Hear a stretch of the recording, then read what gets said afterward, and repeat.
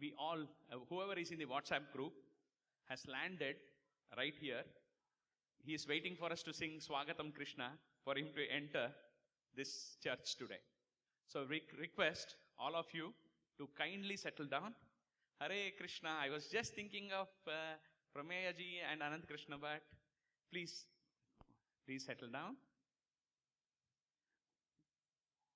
Children, adults, everyone have done a fantastic job in preparing for this program. So let's support them by least we can do is not talking when they're performing. So we always start on 9. So 4:32 we'll start the program. So whoever can chant the Shanti mantras, I invite you to please come here. Some of the people who could chant are actually cooking at home now because we could not cook here today. So not everyone is here, but whoever can chant the Shanti mantras, I invite them on stage. I had given the printout for you all. And then Sumukh and come. Jeevan, they need 2 microphones. So if you want the Shanti mantras, I have the printout outside. You can pick up the printouts. Raghavendra, I was waiting for you.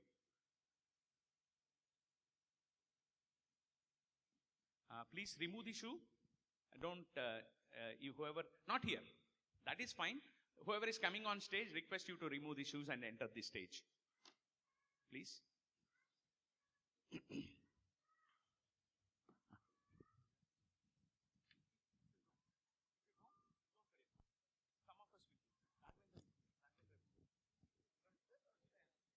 All of us will sit.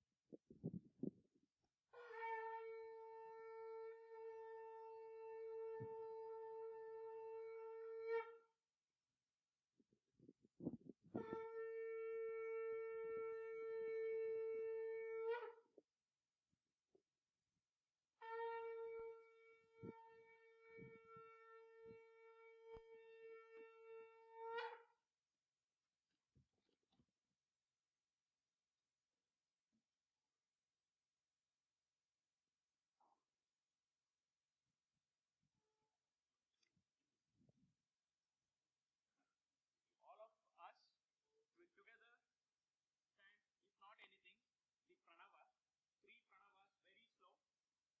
Please take a deep breath. And pranava, there is no effort in pranava. Om, that is not pranava. Om. The breath that we leave out is actually pranava. So please close your eyes. 3 pranavas and you will start.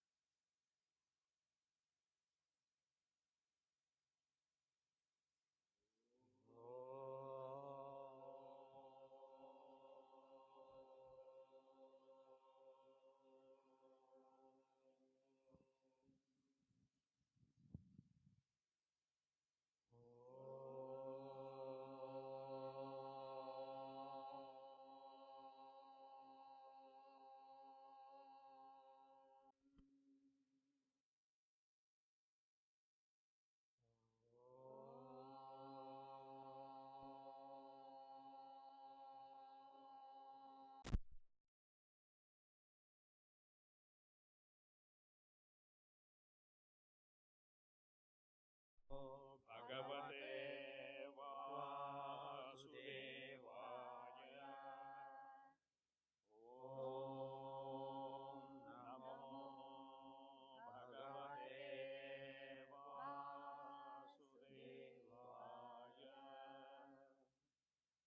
Om Namo Bhagavate Vasudevaya.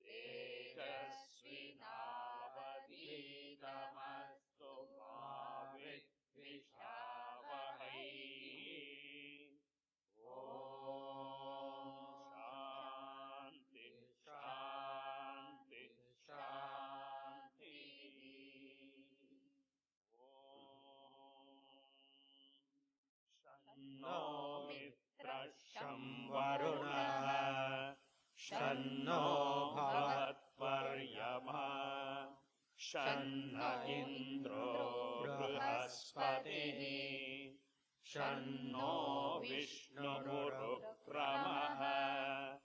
नमो ब्रह्मणे नमस्ते वायो त्वमेव प्रत्यक्षं ब्रह्मासि त्वमेव प्रत्यक्षं ब्रह्म वदिष्यामि ऋतं वदिष्यामि सत्यं वदिष्यामि तन्मामवत्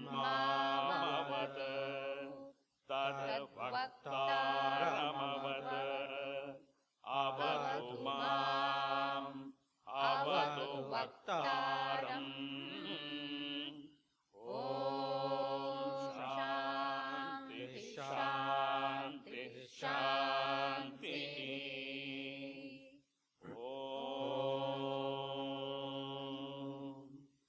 असतो मा सद्गमय तमसो मा ज्योतिर्गमय मृत्योर्मा अमृतं गमय ॐ शान्ति शान्ति शान्तिः नेक्स्ट बरुत्ता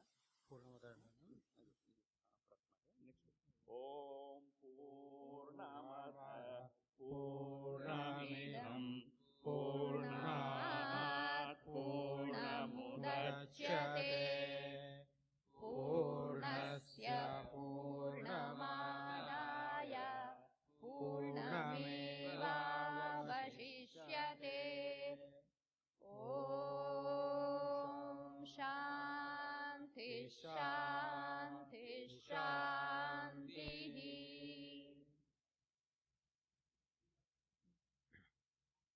शुभं करोति कल्याणम् आरोग्यं धनसम्पदः शत्रुबुद्धिविनाशाय दीपज्योति नमोऽस्तुते दीपज्योतिर्नम ब्रह्मा दीपज्योतिर्जनार्दनः दीपो हरतु मे पापम् दीपज्योति नमोऽस्तुते हरे Krishna Krishna Krishna Hare Hare Hare Ram Ram Ram Hare Hare Hare Krishna Krishna Krishna Hare Hare Hare Ram Ram Ram Hare Hare Krishna. Now the children from Chinmaya Mission, Govind and Sumukh, will be chanting three suktas or Upanishad, which is one, they will start with Atharva Shirsha Upanishad, right? And then Durga Suktam, and the third will be Sannyasa Suktam. If any of you want to refer online, feel free to open it and we will chant together if needed. Otherwise, go ahead, please.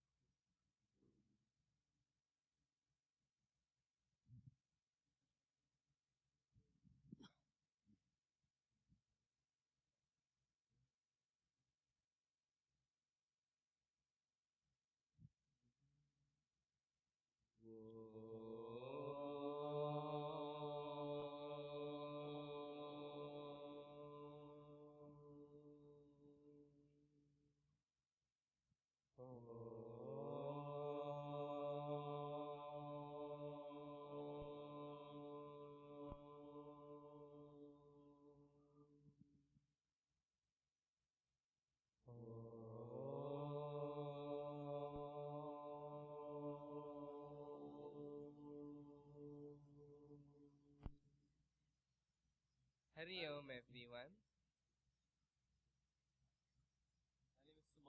And my name is Govind. We are part of the Chinmaya Mission Vancouver's Vedic chanting class, and today we'll be chanting 3 shlokas. The first one is Ganapati Atharva Shirsham. This is part of the Atharva Veda and is universally accepted as the greatest and most effective prayer for Lord Ganesha. The second one is Durga Suktam, which appears in the Mahanarayana Upanishad. It is an important part of Sri Vidya Mantram.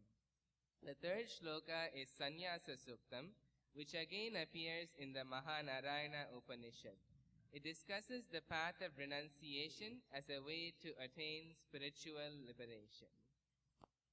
Harihi Om Shri Gurubhyo Namaha. Harihi Om. Om Gananam Tva Ganapatigum Havamahe Kavim Kavinam Upamashravastamam Jeshtarajam Brahmanam Brahmanaspata Anashrinva Udivisirasadanam. Om Mahaganapataye Namaha. Om Bhadram Karne Vishrunuyama Devaha. Bhadram Pashyemakshabhiryajatraha. Sthirairangaihe stuštuvagam sastanubhihi. Vyashema devahitayadayuhu. Swasti na Indro Vriddashravaha. Swasti nः Pusha Vishvavedaः. Swasti nastārkṣyo Arishtaniमिः. Swasti no Brihaspatirdadātu. Om Shanti Shanti Shanti. Om Jatavedase Sunavama Somamarati Yato Nidahati Vedaha. Sanah Parshadati Durgani Vishvanaveva Sindhum Duritatyagnihe. Tam Agnivarnam Tapasadvalantim Vairochanim Karma Paleshu Jushtaam. Durgam Devi Gum Sharanamaham Prapadye Sutarasi Tarase Namaha. Agne Tvam Parayanavyo Asman. Swasti Bhirati Durgani Vishva. Pushcha Prithvi Bahulana Urvi Bhavato Kayatanaya Yashayyoho. Vishvanino Durgaha Jata Vedas Sindhum Nanavada Duridati Varshe. Agne Atrivan Manasagrinano Osmakam Bodhyavita Tanunam. Ritana Chitagum Sahamana Mukram Agnigum Huvema Paramat Sadastat.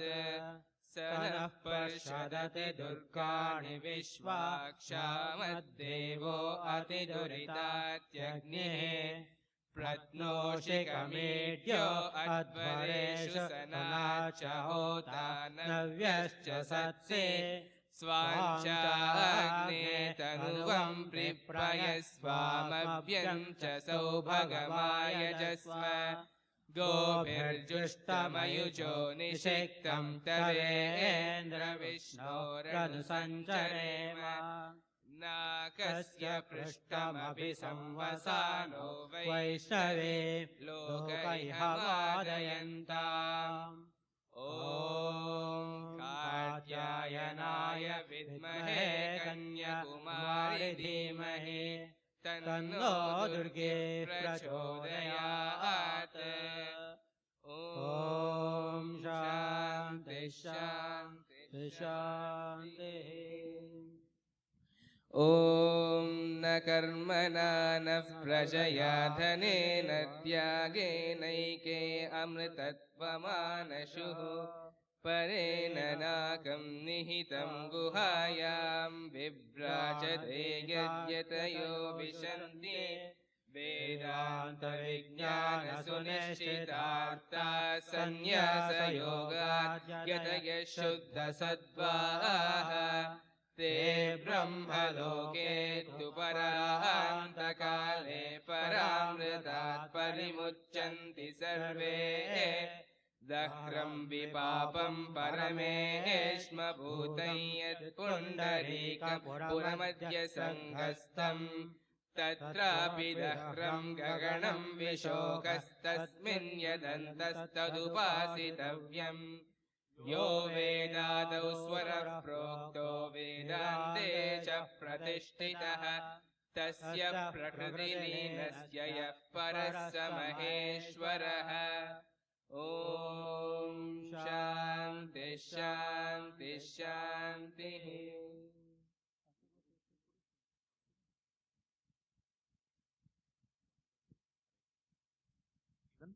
Hare Krishna. Wonderful. Thank you. Do you know Gita Dhyanam? Yeah, sit. Let's finish Gita Dhyanam also. Okay. Whoever can chant Gita Dhyanam, please continue to chant. One of the most beautiful compositions. It's a great tribute to Bhagavad Gita. So please join in chanting Gita Dhyanam. After this, Harshini will be parading a group of Krishnas, Radhas. Narsimha is also here today to the song of Swagatam Krishna after Gita Dhyanam. So whoever can chant Gita Dhyanam, please continue to, please join us.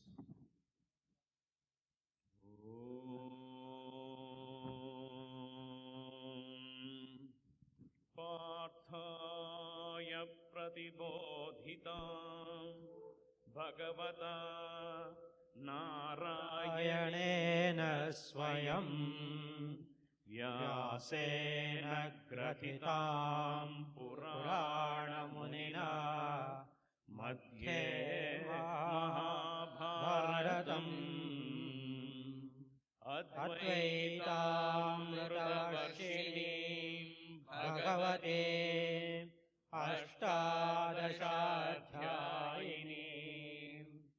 अम्ब त्वामनुसन्दधामि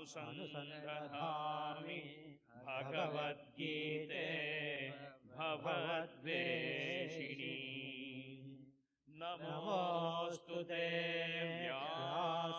व्यासविशालबुद्धे पुल्लारविन्दायतपत्रनेत्र येन त्वया भारततैलपूर्णः प्रज्वालितो ज्ञानमयः प्रदीपः प्रपन्नपारिजाताय स्तोत्रवेत्रैकपाणये ज्ञानमुद्राय कृष्णाय गीतामृतदुहे नमः सर्वोपनिषदो गावः दोग्धा गोपालनन्दनः पार्थो वत्सः सुधीर्भोक्ता दुग्धं गीतामृतं महत् वसुदेवसुतं देवं कंसचाणूरमर्दनम् देवकी परमानन्दम् कृष्णं वन्दे जगद्गुरुम् भीष्मद्रोणतटाजयद्रथजला गान्धारनीलोत्पला शल्यग्राहवती कृपेण वहनी कर्णेन वेलाकुला अश्वत्थामविकर्णघोरमकरा दुर्योधनावर्तिनी सोत्तीर्णा खलु पाण्डवैरणनदी कैवर्तकः केशवः पाराशर्य दिव्यवचः सरोजममलम् गीतार्थगन्धोत्कटम् नानाख्यानकेसरम् हरिकथा सम्बोधनावोदितम् लोके सज्जनषट्पदैर्हरः पेपीयमानम् मुदा भूयात् भारतपङ्कजम् कलिमल प्रध्वंसि नः श्रेयसे मूकम् करोति वाचालम् पङ्गुम् लङ्घयते गिरिम् यत्कृपातमहं वन्दे परमानन्दमाधवम् यं ब्रह्मा वरुणेन्द्ररुद्रमरुतः स्तुन्वन्ति दिव्यैस्तवैः वेदैः साङ्गपदक्रमोपनिषदैः गायन्ति यं सामगाः ध्यानावस्थिततद्गतेन मनसा पश्यन्ति यं योगिनो यस्यान्तं न विदुः सुरासुरगणाः देवाय तस्मै नमः देवाय तस्मै नमः देवाय तस्मै नमः नारायणं नमस्कृत्य नरं चैव नरोत्तमं देवी सरस्वतीं व्यासं ततो जयमुदीरयेत्। ॐ नमो भगवते वासुदेवाय। ॐ नमो भगवते वासुदेवाय। ॐ नमो भगवते वासुदेवाय। सर्वं श्रीकृष्णार्पणमस्तु। श्रीकृष्णार्पणमस्तु। श्रीकृष्णार्पणमस्तु। श्रीकृष्ण श्रीकृष्ण श्रीकृष्ण श्रीगुरुभ्यो नमः। हरिः ओम्। Thank you everyone for being patient. Let's give a big round of applause to Govind and Sumukh. Fantastic. They are setting example for all of us. Would love to find more people on the stage next time. All of us should be able to chant these beautiful tributes to Bhagavad Gita. Very happy to see a very wonderful person here, Ratanji, along with Prameyaji and Anand Krishna Bhatt.